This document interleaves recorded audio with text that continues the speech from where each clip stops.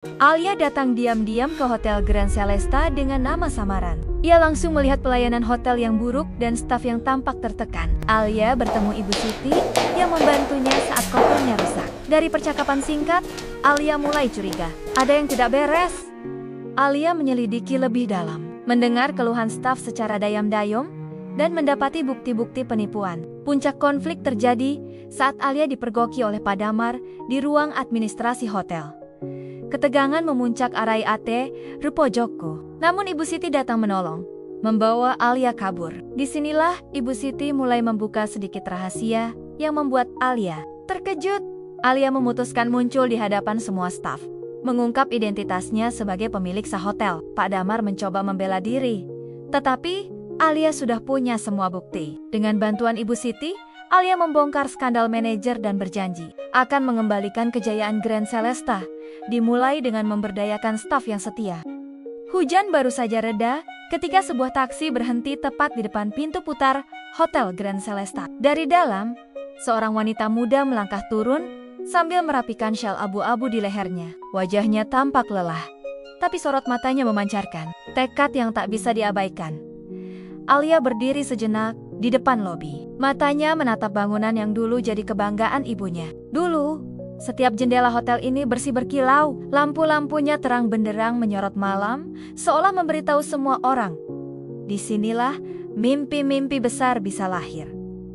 Tapi sekarang, cat dinding mulai kusam. Taman di depan lobi dipenuhi daun kering, dan pintu kaca berdebu seolah jarang dilap. Sambil menarik napas, Alia merapikan koper yang rodanya sempat macet. Ia mendorongnya masuk, mendengar bunyi roda berdecit di lantai marmer. Di balik meja resepsionis, seorang pegawai laki-laki berdiri setengah malas, lebih sibuk menatap layar ponselnya ketimbang menyambut tamu. "Selamat datang di Grand Celesta, mau checking?" tanyanya datar, bahkan tanpa senyum. Alia menahan kesal. Ia menarik bibirnya membentuk senyum kecil. "Iya, 1 kamar, 2 malam, atas nama Lia Putri," jawabnya. "Sengaja memakai nama samaran." "Identitasnya, Mbak." Alia menyerahkan paspor lamanya. Tanpa banyak bicara, resepsionis mengetik data, lalu menyerahkan kartu kamar. Tidak ada ucapan selamat datang, tidak ada porter yang membantu membawakan koper. Dulu, setiap tamu disambut dengan bunga segar di resepsionis. Sekarang, bahkan ucapan hangat pun tak ada. Alia menarik koper sendirian menuju lift. Di lorong, lampu redup. Beberapa sudut karpet tampak kusam. Hatinya semakin miris. Ia menekan tombol lift, berharap kamar setidaknya masih layak. Saat pintu lift terbuka, Alia mendorong kopernya masuk. Rodanya macet, koper miring, nyaris jatuh. Saat itulah seseorang menahan koper itu dari samping. "Hati-hati, Nak. Rodanya udah jelek ya." Suara serak lembut menenangkan telinganya. Alia menoleh, melihat sosok perempuan setengah baya, mengenakan seragam biru tua dan kerudung lusuh. Di dadanya tersemat pin. "Siti, kebersihan." "Terima kasih, Bu." Alia membaca pin nama itu. "Ibu Siti ya?" Ibu Siti hanya mengangguk. Bibirnya membentuk senyum tulus yang entah kenapa membuat hati Alia hangat. "Hati-hati di hotel ini, Nak," gumamnya pelan, seolah tak sengaja. "Hah? Maksudnya?" Alia terkejut, tapi Ibu Siti hanya tersenyum samar, membungkuk, lalu mendorong troli kebersihan ke lorong lain. Tinggal Alia berdiri mematung, menatap punggung wanita tua itu. Sesampainya di kamar, Alia langsung melempar tubuh ke kasur. Spray masih bersih, tapi lampu di sudut ranjang berkedip-kedip. Di meja, remote TV retak di ujung. Ia menatap langit-langit, sambil meremas ujung selimut. "Kenapa bisa begini?" bisiknya pada diri sendiri. Ia bangkit, berjalan ke jendela besar. Pemandangan kota malam tampak temaram. Lampu jalan memantul di genangan air hujan. Alia membuka dompet, menarik selembar foto kecil, potret ibunya, mengenakan kebaya, berdiri di depan hotel yang sama, tapi dulu tampak megah. "Bu, aku di sini.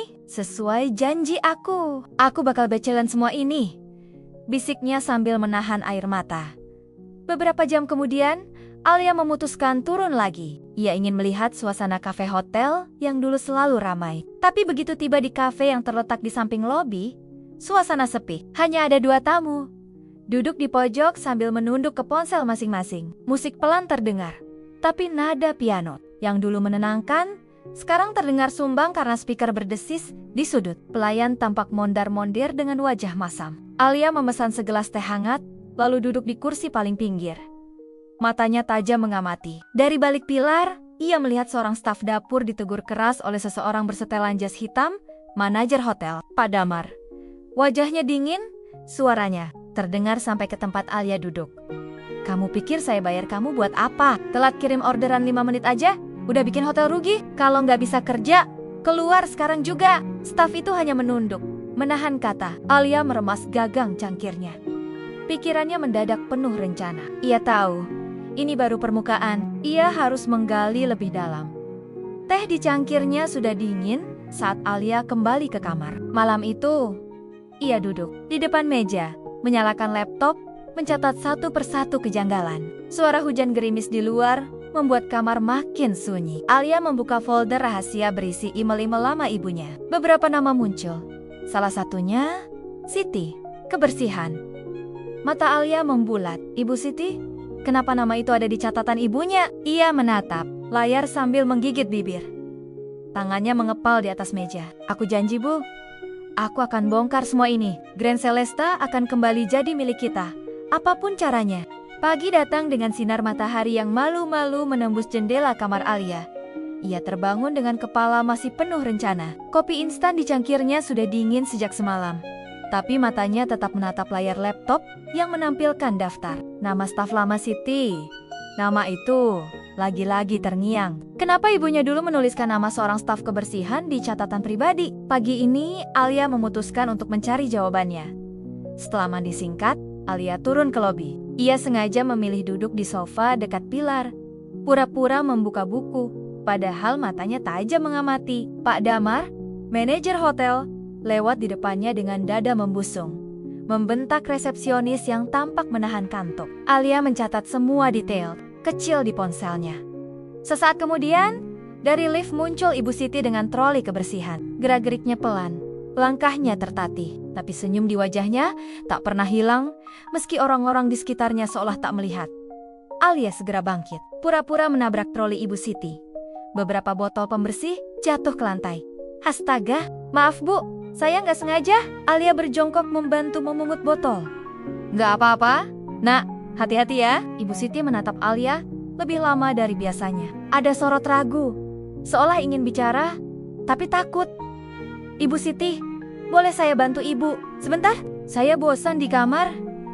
Alia berusaha terdengar santai. Ibu Siti tampak terkejut, tapi akhirnya mengangguk kecil. Mereka berjalan beriringan di lorong lantai 2. Lorong yang sama, di mana cat dinding mulai terkelupas. Di ujung lorong, Ibu Siti berhenti, memeriksa ember pel lantai. Bu, boleh saya tanya sesuatu? Alia memberanikan diri. Ibu sudah lama kerja di sini? Ibu Siti menatap Alia. Matanya yang keriput menyiratkan kelelahan yang entah sudah berapa tahun dipikul. Sudah, Nak. Sejak hotel ini pertama buka, dulu saya dipercaya langsung sama Ibu Dewi. Alia tertegun. Ibu Dewi? Ibunya? Berarti Ibu kenal baik sama almarhumah? Ibu Siti hanya mengangguk. Tangannya gemetar memeras kain pel. Suaranya bergetar, nyaris berbisik. Ibu kamu orang baik, Nak. Dia nggak pernah mandang saya cuma tukang bersih-bersih. Tapi orang-orang sekarang, mereka beda. Alia menahan napas. Bu, sebenarnya saya ini Alia, putri Ibu Dewi. Ember pel hampir terjatuh. Ibu Siti buru-buru mendekapnya. Matanya berkaca-kaca. Ya Allah, saya kira kamu di luar negeri. Saya pikir nggak bakal pernah ketemu lagi. Alia meraih tangan Ibu Siti. Bu, saya di sini mau cari tahu apa yang sebenarnya terjadi sama hotel ini. Tolong bantu saya. Ibu Siti menatap Alia lama, seolah menimbang apakah kata-kata ini aman keluar dari mulutnya. Perlahan, ia mengajak Alia ke ruang laundry tua di ujung lorong. Ruangan kecil itu kosong, hanya terdengar dengung mesin cuci. Di sanalah, Ibu Siti akhirnya bicara pelan-pelan, seperti membisikkan dosa.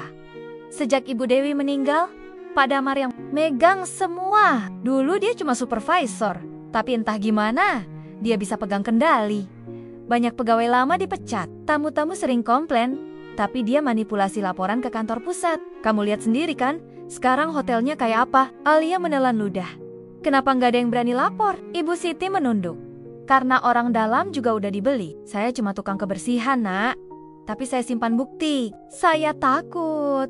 Tapi saya janji ke Ibu Dewi dulu. Kalau ada apa-apa, saya harus jaga Grand Celesta. Alia menatap Ibu Siti dengan mata panas. Ibu punya buktinya? Ibu Siti mengangguk. Ia membuka saku kecil di rompi kerjanya. Menarik sebuah kunci loker. Bukti semua ada di loker saya. Di ruang staf lantai basement. Tapi hati-hati, Nak. Pak Damar punya orang suruhan. Dia nggak segan ngusir siapa aja yang ganggu. Tiba-tiba, suara pintu berderit membuyarkan bisikan mereka. Alia menoleh. Pak Damar berdiri di ambang pintu, tangan bersedekap, tatapan tajam. Menusuk Ibu Siti dan Alia bergantian. Loh, tamu hotel? Kok ngobrol sama cleaning service di ruang laundry? Suaranya dingin, nyaris sinis. Mbak, ini ruang staf. Kalau mau jalan-jalan, di taman depan sana lebih cocok. Alia berusaha tetap tenang. Saya cuma mau bantu Ibu Siti. Tadi saya bikin embernya jatuh. Saya mau ganti rugi. Pak Damar tertawa kecil. Tatapannya meremehkan. Hahaha, tamu mau bantu tukang pel. Lucu juga. Ya sudah, kalau sudah selesai, silakan naik lagi ke kamar.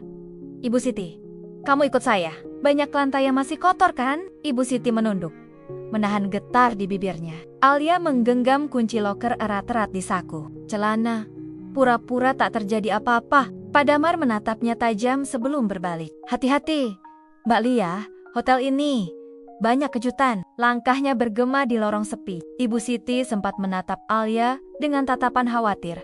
Sebelum akhirnya dipaksa berjalan mengikuti Pak Damar. Alia berdiri membeku di ruang laundry. Detak jantungnya memburu. Tangannya berkeringat memegang kunci. Ia tahu, malam ini, mau tidak mau, dia harus ke basement. Dan siap menghadapi apapun yang menunggunya di sana. Malam turun pelen-pelen di langit Grand Celesta. Dari balkon kamar, Alia menatap kolam renang yang airnya kusam. Lampu-lampu taman yang meredup, seolah ikut murah menunggu keadilan. Di saku celananya, kunci loker pemberian Ibu Siti terasa berat, seolah berdenyut menuntut dibuka.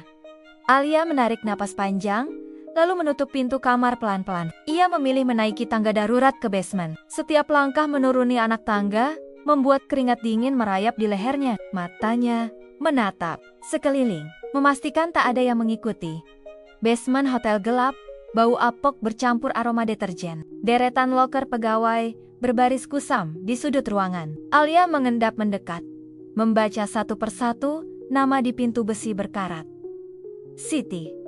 Alia berlutut, memasukkan kunci dengan tangan gemetar. Klik. Pintu loker terbuka, derit engselnya terdengar. Seperti teriakan di ruang hampa. Di dalamnya hanya ada kotak sepatu usang, dibalut plastik bening. Alia menariknya keluar, membuka perlahan. Di dalamnya, tumpukan kertas laporan keuangan slip transfer dan beberapa foto. Matanya membesar saat melihat foto Pak Damar sedang menerima amplop dari seseorang yang tak asing. Pegawai bagian pembelian yang dulu dipecat ibunya karena ketahuan main belakang. Ada juga catatan tangan Ibu Dewi, berisi detail pengeluaran, fiktif, pemborosan, dan rekayasa data tamu hotel. Alia merinding. Semua puzzle yang selama ini berserakan di kepalanya kini menyatu. Tangannya menutup kotak itu erat-erat. Ia tahu, malam ini juga semuanya harus berakhir. Tak menunggu lama, Alia naik lagi ke lantai lobi. Ia duduk di kafe hotel, menunggu Ibu Siti dengan gelisah. Tak lama, Ibu Siti datang tergopoh. Matanya sembab, nafasnya terengah. Nah Alia, hati-hati. Saya takut Pak Damar tahu kamu dapatkan itu. Alia menenangkan, meraih tangan Ibu Siti. Ibu tenang. Besok pagi saya akan kumpulkan semua staf, biar semua lihat siapa dia sebenarnya. Ibu Siti menatapnya dengan mata berkaca. Kamu benar-benar mirip Ibu Dewi, tabah, berani. Pagi harinya, suasana lobi Grand Celesta tak seperti biasanya. Semua staf dikumpulkan di area lounge atas perintah tamu misterius yang ternyata pewaris sah hotel. Alia berdiri di depan, berdampingan dengan Ibu Siti yang menunduk, menahan gugup. Pak Damar datang paling belakangan, langkahnya santai, senyum sinis terpasang. Wah, ini apa? Rapat dadakan? Siapa kamu? Mau memanggil semua orang seperti ini? Alia menatapnya tajam. Saya Alia Dewi Prameswari, putri tunggal pendiri hotel ini. Suara bisik-bisik langsung pecah Di antara para staf, beberapa pegawai senior yang dulu kenal Ibu Dewi langsung menunduk hormat. Pak Damar terkesiap. Tawanya kaku. Lucu sekali. Mana buktinya? Jangan kira saya takut sama dongeng warisan. Alia mengangkat setumpuk berkas. Ini buktinya, laporan keuangan palsu, foto-foto suap, dan testimoni orang yang paling setia menjaga hotel ini, Ibu Siti. Semua mata tertuju pada Ibu Siti yang tampak terkejut. Tapi Alia meraih tangannya, menegakkan bahunya. Ibu Siti satu-satunya orang yang berani menyimpan ini semua. Meski dia cuma staf kebersihan, Ibu Siti lebih punya harga diri daripada seorang manajer yang hidupnya cuma makan uang kotor. Pak Damar mendekat. Wajahnya merah padam. Kamu pikir bisa singkirkan saya cuma pakai kertas rongsok? Suasana menegang. Beberapa staf mundur, takut. Tapi Alia tak bergeming. Ia mengulurkan map bukti ke resepsionis senior. Silakan fotokopi, sebar ke kantor pusat. Saya juga sudah menghubungi pengacara. Pak Damar akan bertanggung jawab di depan hukum. Pak Damar mencoba merebut map itu. Tapi pegawai lain sigap menghalangi. Seorang satpam yang selama ini hanya diam pun akhirnya berdiri di sisi Alia. Ibu Siti menggenggam tangan Alia erat-erat. Bibirnya bergetar menahan haru. Terima kasih, Nak Alia. Ibu Dewi pasti bangga di sana. Suasana yang tegang perlahan berubah. Beberapa staf mulai bertepuk tangan kecil. Satu persatu, pegawai yang dulu dipaksa diam akhirnya berani bersuara. Membongkar bagaimana mereka ditekan Pak Damar selama ini. Pak Damar berteriak-teriak, tapi tak ada lagi yang mendengarkan. Satpam hotel menggiringnya keluar. Suaranya hanya jadi gema di lobi mewah yang dulu pernah megah. Hari itu, Grand Celesta seolah bernapas lagi. Alia duduk di kursi resepsionis, menatap logo hotel warisan ibunya. Ibu Siti duduk di sampingnya, menahan senyum di antara kerutan wajah letihnya. Bu, Ibu tetap di sini ya. Saya butuh Ibu untuk bangun hotel ini lagi. Ibu Siti hanya mengangguk. Air matanya jatuh, menetes di punggung tangan Alia yang hangat. Di luar, matahari mulai naik tinggi, memantulkan kilau di kaca lobi. Grand Celesta punya harapan baru. Alia tahu, jalannya masih panjang, tapi hari ini dia berhasil menepati janji pada almarhumah ibunya. Melindungi apa yang ditinggalkan dengan penuh cinta dan keberanian. Dan di sudut lorong sepi yang dulu kusam, lampu-lampu kembali menyala bersama mimpi-mimpi yang perlahan pulang ke rumahnya.